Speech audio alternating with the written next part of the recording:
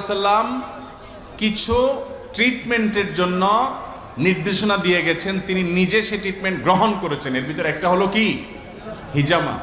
আজকাল সেটা cupping therapy এবং হিজামা বিভিন্নভাবে আলহামদুলিল্লাহ করা হয়ে থাকে। শরীরের মধ্যে বিষাক্ত বিভিন্ন রক্ত, দূষিত বিভিন্ন রক্ত, এগুলো বিভিন্ন উপায়ে বের করে আনা হয়। এর মাধ্যমে আল্লাহ রাব্বুল আলামিন অনেক রোগ থেকে মানুষকে মুক্তি নসিব করেন।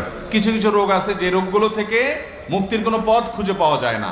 বিশেষ করে অনেকে ব্ল্যাক ম্যাজিকের শিকার হয়, জাদুর শিকার হয়, অনেকে প্রচণ্ড ব্যথার রোগে আক্রান্ত থাকেন এবং দেখা যায় কোনো ট্রিটমেন্ট করে তেমন কিছু হয় না। হিজামার মাধ্যমে এর উপকার হয় এবং এটা অভিজ্ঞতা দ্বারায় প্রমাণিত একটা আমল। আমি নিজেও হিজামা করিয়েছি আলহামদুলিল্লাহ। নবী করিম সাল্লাল্লাহু আলাইহি সাল্লাম হিজামা করতে উৎসাহিত করেছেন, সুন্নাহসম্মত একটা ট্রিটমেন্ট এবং চিকিৎসা। বিধায় হিজামা যাদের অসুস্থ বোধ করেন অথবা প্রয়োজন অনুভব করেন তারা হিজামা